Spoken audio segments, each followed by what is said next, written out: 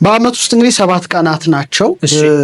አሁን በ52 ቀናት ውስጥ የሚደረግ ርሆተ ሰማይ አለ። የ91 ዕለት ቀመር አለ።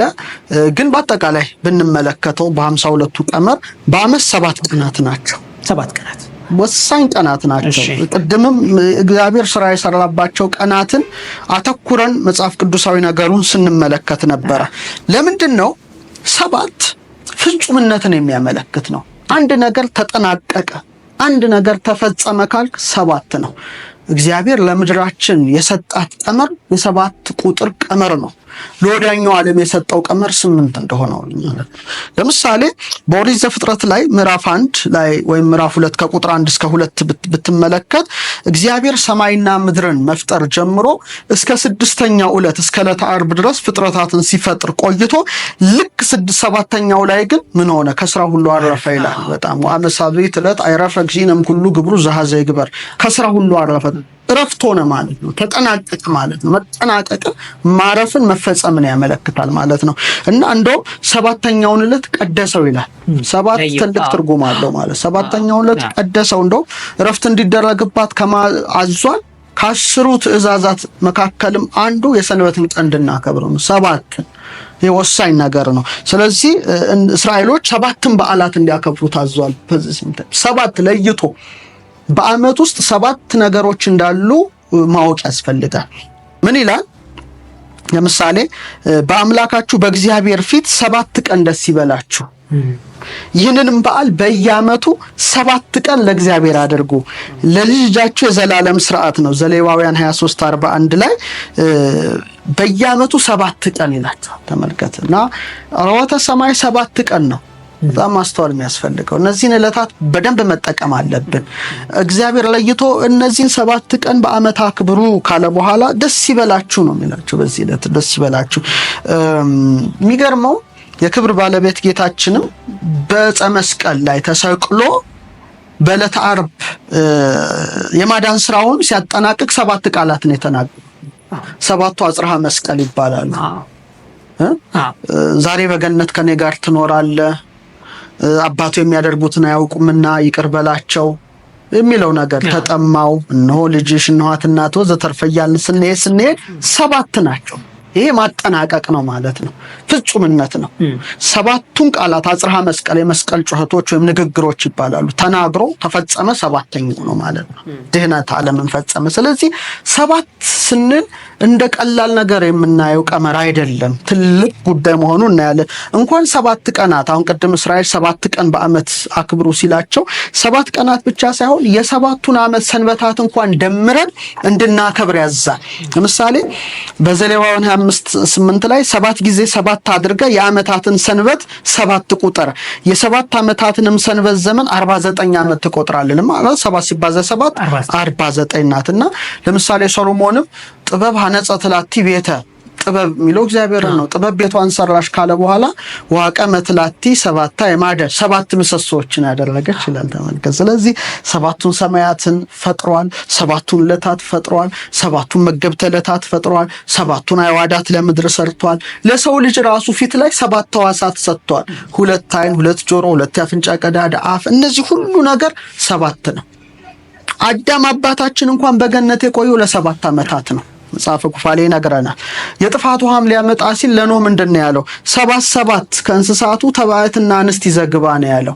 የጥፋት ውሃም የሚመጣው ደግሞ ከ7 ቀን በኋላ ነው ያዘነበው። ከ7 ቀን በኋላ ነው ኖህ ርግብ የላከው። እንደገና ደግሞ ከ7 ቀን በኋላ ርግብን ልኮ እንደገና ከመርከብ ከወጣ በኋላ 7 ቀለማት ያለው ቀስተ ደመና ምልክት ነው የምህረት አድርጎ ያሳየውና 7 ለምድራችን የተሰጠ የፍጹምነት ቀመር እንደሆነ እንረዳለን። ሌላው 7 ነፃነት ነው። 7 መፈታት ነው።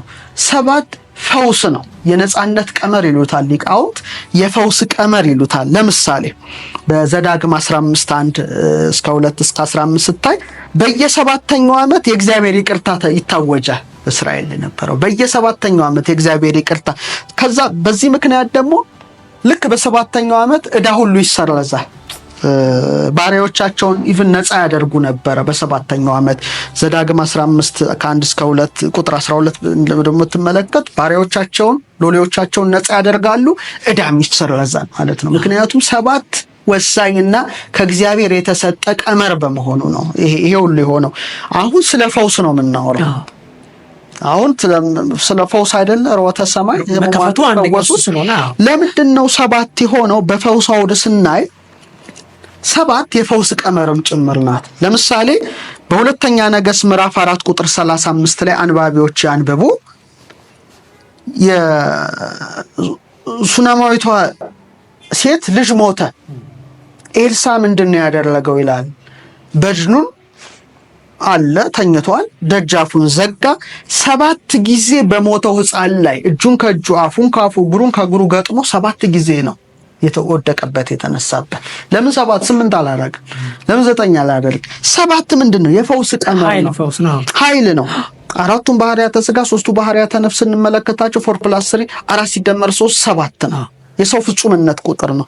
ስለዚህ 7 ጊዜ በሞተው ሕፃን ላይ እንደዚህ ብድግ እያለ በሰባተኛው ሕፃኑ ተነሳ፣ ከሞት ተነሳ፣ ሙቀት ተሰምቶት ይደረግ። ይሄ ምንድን ነው የሚያስተምር? 7 የፈውስ ቀመር ነው ማለት ነው። እንደገና በሁለተኛ ነገሥት ከ5 ጀምሮ እስከ 14 አንባቢያን ቢያነቡት ለምጻሙ ንዕማን በዮርዳኖስ ወንዝ 7 ጊዜ ተጠመቅ ነው ያለ። 7 ጊዜ ለምን 6 አላለ? ለምን 8 አላለ? 7 የፈውስ ቀመር በመሆኑ 7 ጊዜ እንዲጠመቅ እንዲታጠብ አዘዘው። ልክ በሰባተኛው ከለምጹ ሙሉ በሙሉ ነጻ ይላል። ስለዚህ 7ቱ ቀን ማለት ከደዌ ለምጽ ምንድንበት ምንፈወስበት በረከትን የምናገኝባቸው ዕለታት እንደሆኑ እንረዳለን። ይህ ሊታወቅ መጨረሻ ባነሳ ጌታችን መድኃኒታችን ኢየሱስ ክርስቶስ በሰንበት በሰባተኛው ዕለት 7 ጊዜ 7 ሕሙማንን ብቻ ፈውሷል። በወንጌል የተጻፈው ይሄን የሚረዳ ሰው እንዴት ይሄን ያውቅ? በሰንበት በሰባተኛው ዕለት 7 ሕሙማን 7 ጊዜ ፈውሷል። አንደኛው እጁ የሰለለውን ሰው በማቴዎስ ወንጌል ምዕራፍ 12 ከቁጥር 9 እስከ 13 አዳነው። መቼ? በሰባተኛው ዕለት። 1 ክፉ መንፈስ ያደረበትን ሰው ማርቆስ 1 ከ23 ከ26 በሰንበት በሰባተኛው ዕለት ፈወሰው። ሁለተኛ ተአምር ማርቆስ 1 29 እስከ 31 የጴጥሮስን አማት ከንዳድ ፈወሳት። ስንት? 3። አራተኛ የድካም መንፈስ ያደረባትን የጎበጠችውን ሴት ደግሞ ሉቃስ 13 ከ10 እስከ 13 በሰንበት ፈወሰ። እንደገና ደግሞ ሆዱ የተነፋውን ሰው ሉቃስ 14 ከ1 እስከ 4 ፈወሰ። በቤተ ሳይዳ መጠመቅ የተኛውን መጻጉዕን 6ኛው ይሄ ነው። በዮሐንስ 5 ከ5 እስከ 9 ፈወሰ። 6 7ኛ በሰንበት በዮሐንስ ወንጌል ምዕራፍ 9 ከቁጥር 1 እስከ 7 እውር ሆኖ የተወለደውን ፈወሰ። ስለዚህ 7 ሕሙማንን መቼ በስንት ቀናት ፈወሰ ማለት ነው? በ7 ደግሞ የፈወሳቸው መቼ ነው? በሰባተኛው ቀን ነው ማለት ነው። ይህንን ያስተማረን እሱ ነው፣ ባለቤቱ ነው። ስለዚህ በመስቀል ላይም 7 ቃላትን ተናገረ። በዮሐንስ ወንጌል ደግሞ እኔ ሕይወት እንጀራ ነኝ፣ እኔ የዓለም ብርሃን ነኝ እያለ እኔ ብሎ የቆጠረው ብንቆጥራቸው 7 ብቻ ናቸው። ስለዚህ 7 ማለት በጣም ፍጹም ስለሆኑ እነዚህ 7ቱ ዕለታት ሕሙማን የሚፈወስበት፣ ጸሎት የሚያደርግበት፣ እግዚአብሔር ምሕረት ለሰው ልጆች የሚላክበት፣ ሕሙማን ከሕመማቸው የሚፈወሱበት ነው። ጳጉሜን 3 ደግሞ የሁሉም መጀመሪያ መንደርደሪያ የሆነ ዕለት እንደሆነ እናውቃለን፣ እንረዳለን።